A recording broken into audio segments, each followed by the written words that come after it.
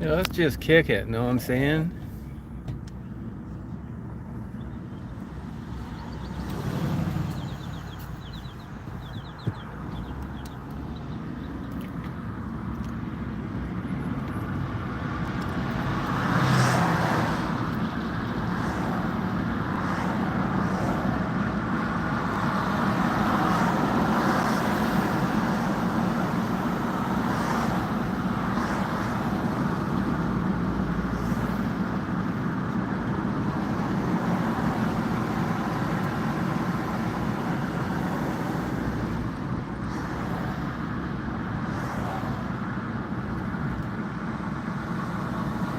Let's just kick it, know what I'm saying? Hey Stephanie, I'm gonna be cooking, smoking some salmon with different flavors, and I'm gonna be doing some burn-ins, smoking them first, then kind of char grilling them in peanut oil, making them crisp and trimming away most of the fat. Guaranteed to give you a heart attack within the next 2 years. How's that sound?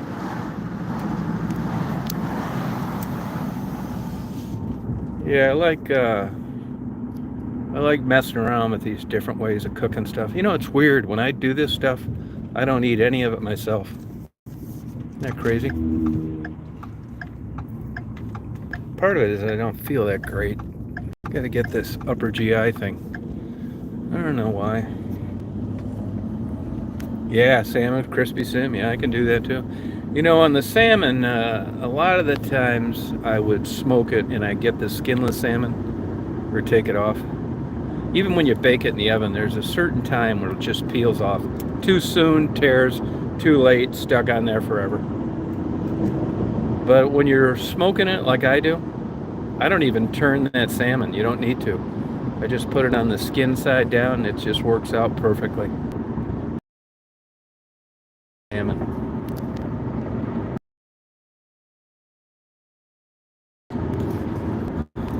Smoking, yeah, I know it always buffers right here.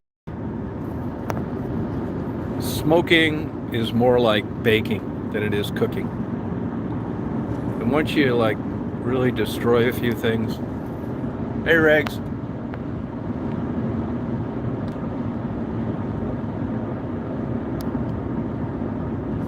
oh, oh, I've been to Bright.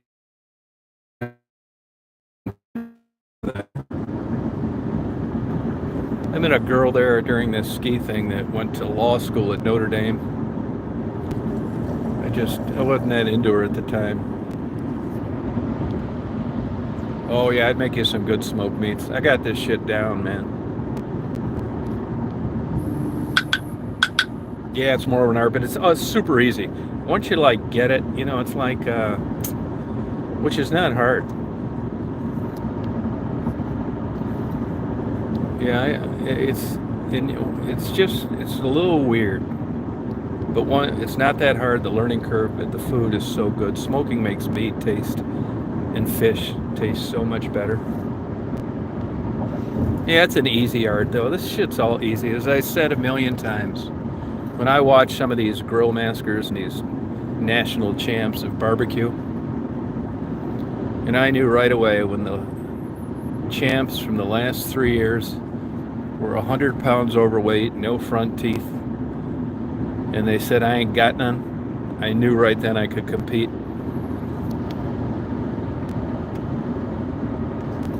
And now I got this shit down 100%.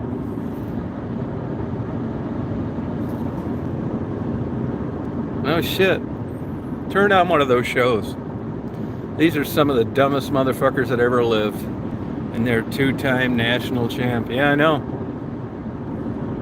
You know, when you don't work, sooner or later you're going to figure it out.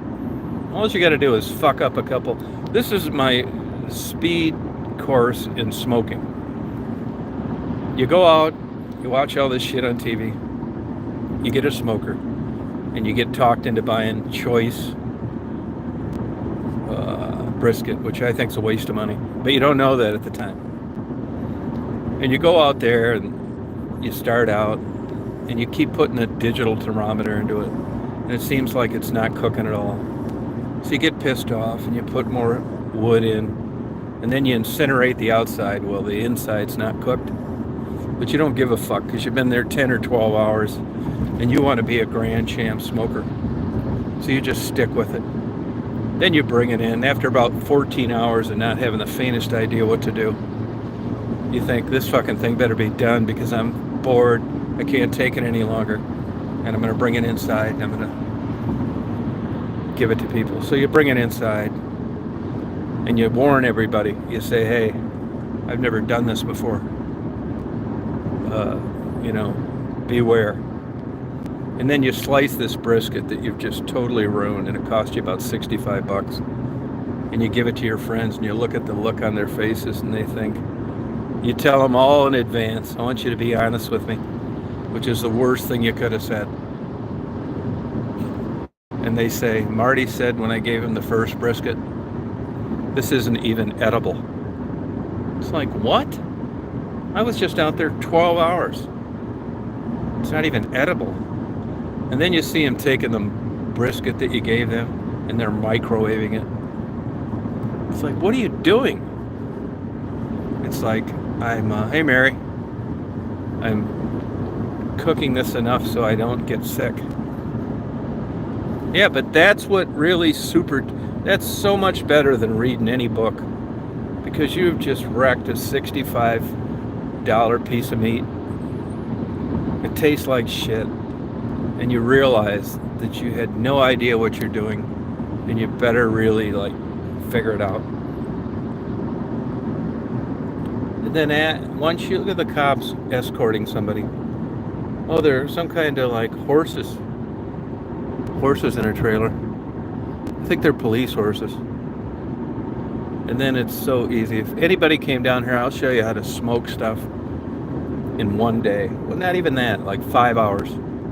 You'll be kicking everybody's ass, which isn't anything to brag about because it's easy. Yeah, it's the best way. That's what worked for me. And then it gets better and better, and you know what's better, and it's so easy. And you get a stick smoker too. None of this pellet smoking bullshit. You might as well use liquid smoke if you're using a pellet smoker. Pellet smoker is for people that are overweight and lazy. They want to go in and watch the Super Bowl while their stuff smokes, and they watch the temperature on their phone, and an alarm goes off to tell them when they've run out of pellets. Super easy making your own jerky. Super easy. I don't do it because they're it's the opposite of what you're doing for consumption on a smoker like me. You use the leanest beef you can find, which is why they use flank steak and skirt steak. You don't want any fat in it at all, because that's what makes it go bad after you've done it. You want just the toughest, fat-free meat you can find. It's easy. If you want some jerky, I'll make you some. I can make it out of anything. Turkey, fish. You probably wouldn't like the meat, but it's brainless. It's so easy. I don't like jerky. Might as well. I'll tell you what. I'll blindfold you, and I'll ask you to tell me the truth, and I'm going to blindfold you. And then I'm going to have you try 2 pieces of jerky, and you've got to guess which one is the jerky and which one is an old leather belt. I mean, let's face it, jerky sucks. Hey, LA. I mean, it's alright if you people are in love with the idea of jerky, not in a blind taste test. If you didn't know you were eating jerky and I blindfolded you, you would say to me, what in the fuck is that? It's that's beef jerky that you wanted so bad. But if I blindfolded you in a taste test like today, I'm going to do salmon with different kinds of rubs. Or I could do it with burnt ends, which is basically a very fatty bacon. And you'd say, this shit is so good, what is it? But jerky, you'd think I stuck a piece of cardboard in your mouth. Jerky sucks. No, meat sticks. Nah, they're terrible. Loaded with nitrates. I mean, that's why, I mean, there's a real art to making sausage taste good, and it's the seasonings and the nitrates they use that do a lot of the curing to make you be able to consume it. I'll tell you, you ever eat fresh sausage made by some Amish guy that hasn't taken a bath in a month? He's going to say there's no chemicals. Well, if you get true sausage with no chemicals, you better make sure you cook that baby. Because if you don't, you will get sicker than a damn dog. No nitrates. It's part of the reason they're in there. Raw pork. And I'm not talking about trichinosis. I'm just talking about the bacteria associated with undercooked pork, even if it's not bad.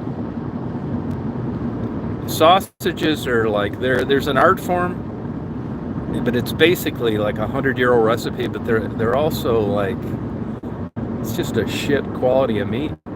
It's like cheap hot dogs. I mean, there's so many better things to eat. When you visit Mary, I'll make you like, I know you're into the health shit, so I'll get you some organic shit. You know, fish. Now I'm using farm-raised Chilean Atlantic salmon. Fuck, I mean, there's two schools of thought on that. One, it's farm-raised, that's true. But two, it's not swimming through an area of mercury out in the Willamette or toxic waste and ate a hypodermic needle for dinner. So, you know, I don't know, fuck. Oh, you don't buy organic food? Okay. I can get you the free range, the chickens. Before they got their head lopped off, they were just running around freely.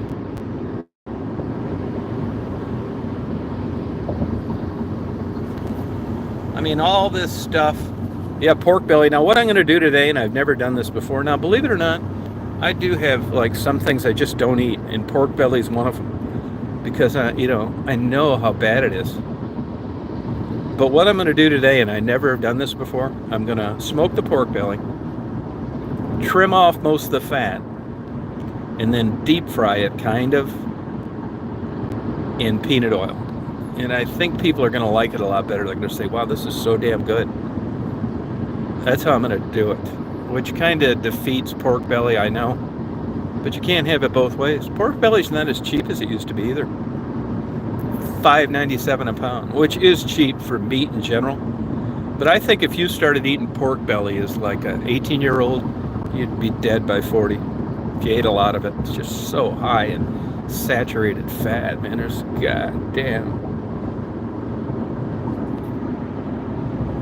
Yeah, I'll get you some, I'll make you some, I'll get you organic if you want it though. I mean, I think it's a waste of money, but that's just my biased opinion. Because the way I incinerate things, I'm a fanatic. I'm actually a fanatic about temping things. I'm not guessing anywhere. Here's another big thing I've learned from smoking foods and finally figured it out, is that most people overcook things and dry them out. And the reason they do that is because they're worried about like handing Uncle Johnny a pork chop and watching him buckle up and calling 911 as they cart him away for a foodborne illness. Chicken too, salmonella. But if you use digital thermometers, that worry goes away. You don't need to worry about it. That's the way to go. So it's old technology with new technology. But I'm a fanatic. And actually, when I cook pork belly and anything really, I cook it 6 degrees over the minimum temperature. I mean, anybody can cook anything. It's like, well, here, Mary, here's some salmon. It's like, wow, this is good, but it's kind of dry. Yeah, it's dry because I was scared to not cook it enough. See, that's where you get in trouble. The whole trick is smoking it and having moist smoked food, not dried out smoked food because you were worried of undercooking it.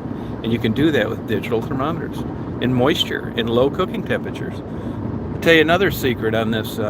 It's not a secret. I'm sure somebody is doing it somewhere else. Is I smoke this salmon at 200 degrees because salmon cooks quickly. And when I do it that way, nothing gets charred on the bottom. You just pick it right up just like you laid it down. It's moist. Yeah, just little things like this that you figure out. It's overhyped. Yeah, it's actually the belly of a pig. They use it worldwide. Almost all ethnic groups use it. Races. Asians use it a lot in soups. The blacks use it a lot in sandwiches. The whites use it for everything. Cheap, high fatty cut of meat that basically tastes so good because of its fat content. Which, by the way, is another issue. You know, the more expensive the red meat, the higher the marbling. What marbling means is the fat is dispersed through the meat. It doesn't collect on the edges like cheap cuts. That's why if you go into a Save-A-Lot or an Aldi's and you think, God, you guys are crazy. Look at this big steak I got for $5.99 a pound. Yeah, you better beat the hell out of it with a tenderizing hammer. Marinate it or just slaughter it with a sledgehammer, or you will not be able to swallow it. The whole trick to meats and their value, which is why New York strip, filet mignon, porterhouse, all that shit, it's the marbling. Kobe, the higher end meats, Kobe beef, places like that, meats like that, it's the marbling. It's the fat dispersed that you can't see. It's not around the edges. It's like, wow, this is good. Which brings me to why I brought this up. Hamburgers.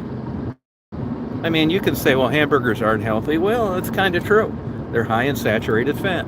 Should you eat them all the time? You shouldn't. But when you do eat a hamburger, I suggest eat less of them and eat a 75-25. That's why Five Faces, Five Guys, or whatever the fuck they call it, In-N-Out, all these places that are known for the good hamburger, yeah, they're smart enough to realize that you don't want lean meat.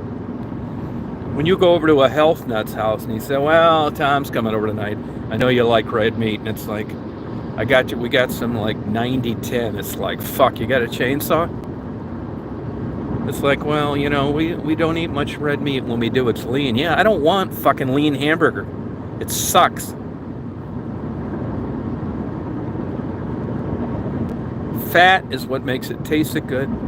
It's what keeps it from drying out, and is what makes it juicy. The leaner the meat, the shittier it gets when it comes to taste. I'm not in the health nut mode when I'm eating hamburger, because if I was, I wouldn't be eating it to begin with.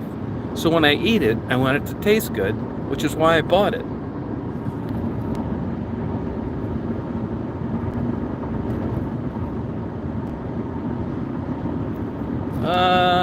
That could be, I don't know about that, a benchmark in the store. It could be. It's a, you know, a lot of these meats, you know, 30 years ago, pork belly you could buy for nothing. Brisket you could buy for nothing. Part of the reason that this stuff has went up is, of course, is demand. And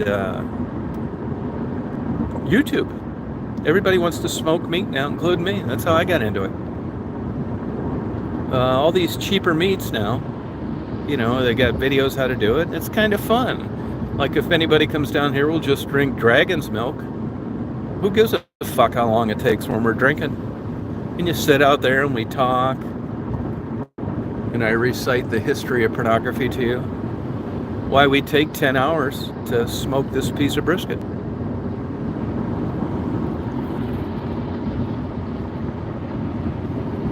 Well, I'll tell you this, it tastes good as hell.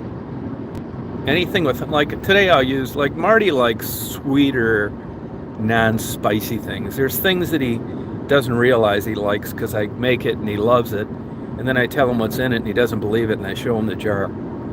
It's the amount you use. If you look at a lot of these dry rubs, which I like, and I think a big sign at a place that has barbecue is if they use sauce as they cook it. That just screams you don't know what you're doing. I think dry rubs are the way to go. But back to my point, and that is when you look at all these rubs, 99% of them are all the same thing. It's the amount they use. Paprika is a main ingredient, garlic, onion powder. They're all kind of the same. Then somebody, throws in, like, today I'm going to make this for Marty.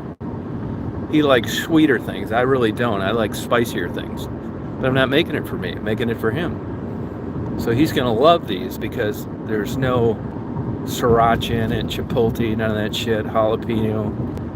It's honey, brown sugar mix that, he likes more. Hey, Drifter.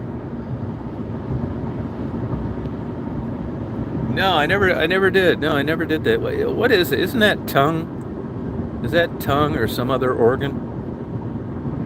I have not, no. I think Mexicans like that a lot.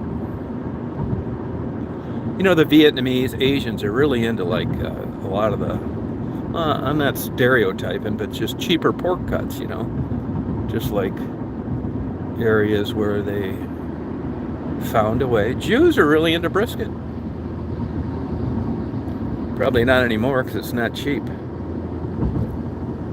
Just kidding, J-Bo, just kidding. Hey, Lucid.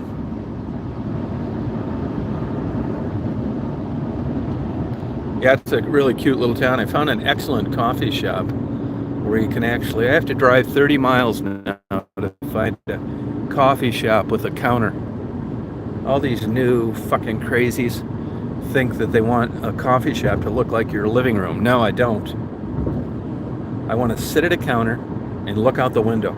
A stool, hopefully with a back on it, and a bar to put my feet on, which takes a lot of lumbar pressure. If you ever go into a bar or a good coffee shop, you'll always see a brass bar at the bottom where you can put your foot. It unloads your spine as you're sitting. You'll be able to sit longer. There's a coffee shop that I go to in Greensboro, and they don't know what they're doing. They just wanted to open up a coffee shop.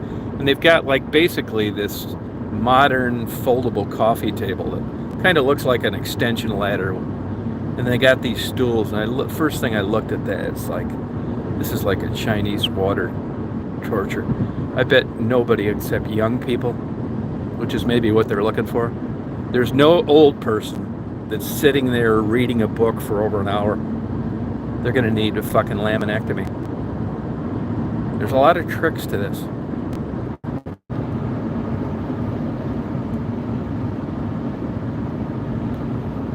A lot of tricks to shit to make things comfortable and good. It just didn't happen accidentally. There's never more pressure on your spine than sitting.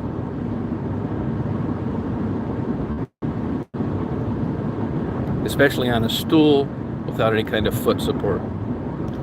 If you have a back issue, it'll exacerbate it. It's also the reason for lumbar supports. Oh, okay. Bottom shoreline. I've heard of it, but I don't think I ever had it to eat, Hey, Brian.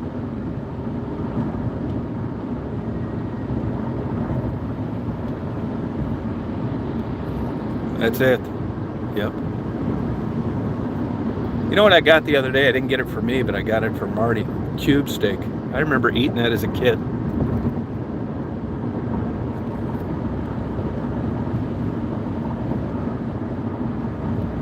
Yeah, no, that's it. That's exactly right.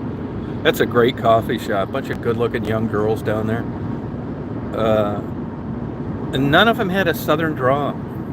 It's weird, and they said that they don't know why, and their parents do, and they don't. I've mentioned before that when I was in Chicago, I knew a lot of models. That was kind of like a summer hub for modeling.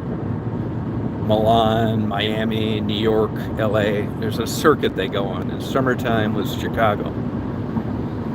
And I knew a lot of the booking agents through from knowing them, and just functions that you go to. I certainly wasn't a model, except maybe giant dildos. And they told them all to drop that southern drawl ASAP, that it would cost you jobs. And I also read a similar article a long time ago about medical school applicants. And if you look at Canadians, they tell them to knock that the fuck off. You know, Dateline, a lot of those people on that show are from Canada, and none of them have a Canadian accent. It's weird. It's another form of discrimination.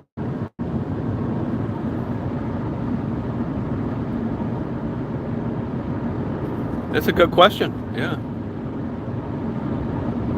Oh, that'd be fun. Yeah, I'll tell you what you want to know at your age. Me too, by the way. I'll tell you one thing you want to be very careful with, Brian. This is no joke. Because of your doing that, and you'll be sitting down a lot longer, you want to increase fiber in your diet. Seriously. Make a conscious effort to eat more fiber because of that. Seriously. Particularly as you get older.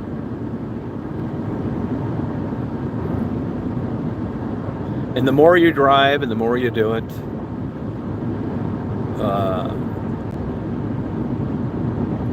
the more you'll notice issues from sitting. Yeah.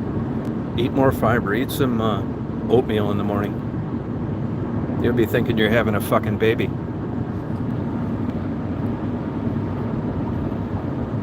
Yeah, you can get away with it when you're younger, but as you get older, you'll know things like that. I'm reading a book on the intestines now, the upper and the lower. It's so interesting. Do you know if your upper intestines didn't have folds in them and snake around your body, it'd have to be 60 miles long? Isn't that quite impressive?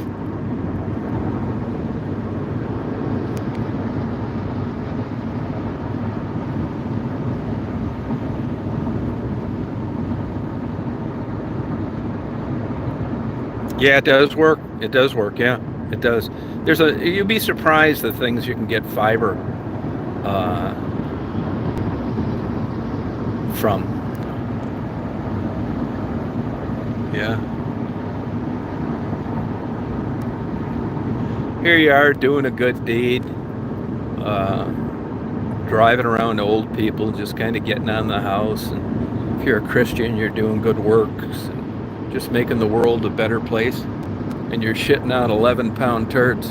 You wonder why. And it isn't easy.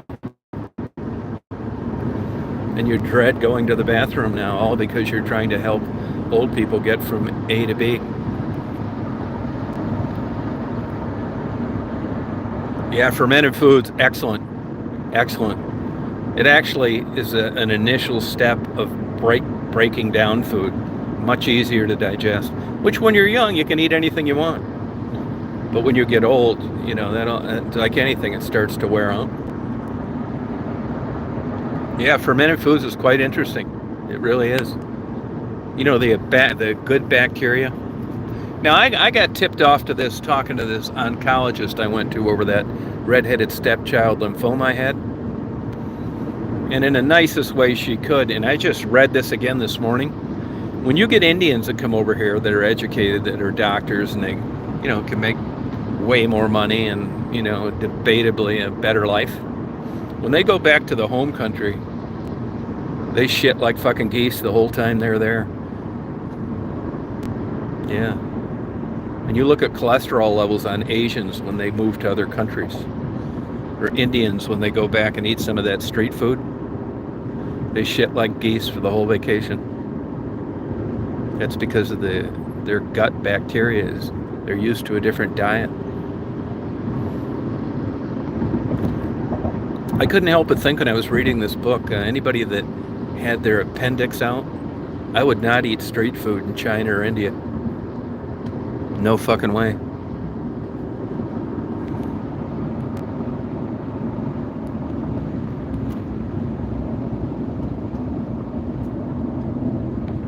Oh, a pillow to sit on? Oh, okay. That's a good idea. Yeah, that's cool. Look at that guy. Got off and then got right back on. He must have thought there was something at the exit. That's how that guy got hit on the motorcycle a couple months ago. He's all fucked up.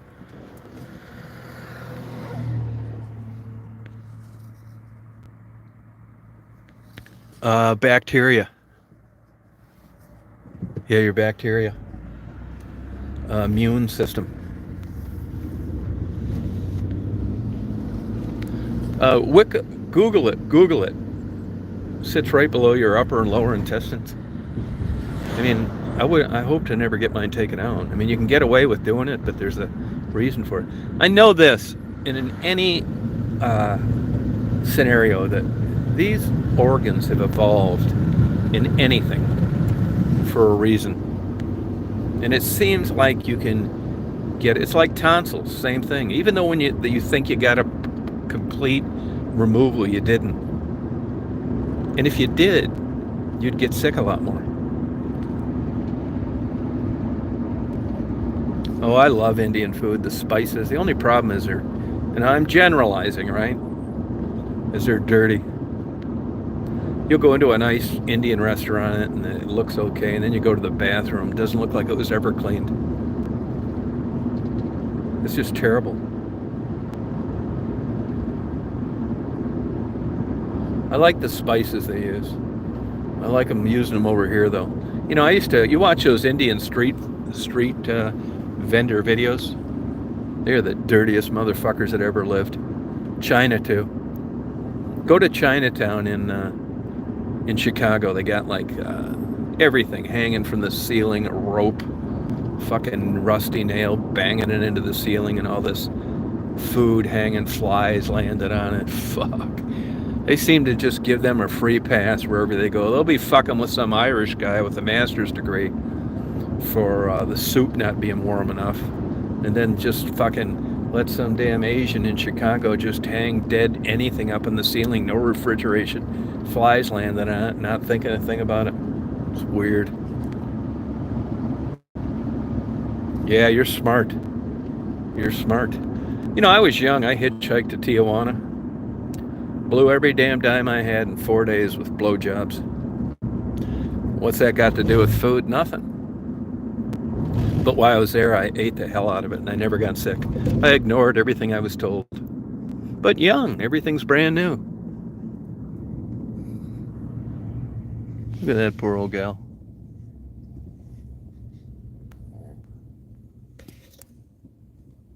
Yeah, it's true. That's exactly right. And sick for a long time. Yeah.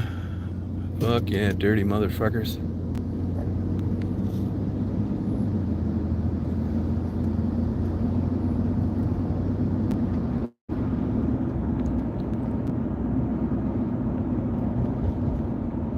Oh yeah, I bet you did, yeah. Did you get it out of one of the lemonade or lime? Lime?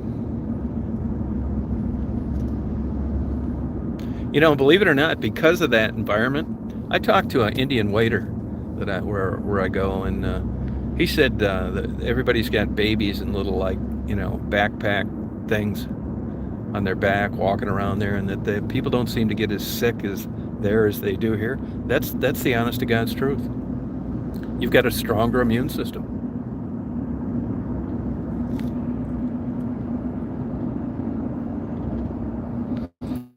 I'll tell you something I didn't realize, and I ate the hell. Do you know that all sushi, all of it, is flash frozen to kill those microbes? I never realized that.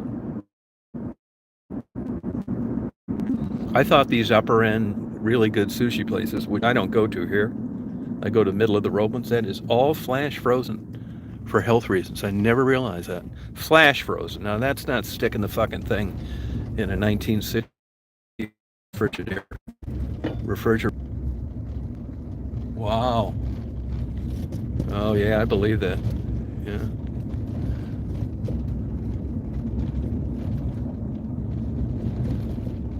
Yeah, how your body adapt. Mine adapted.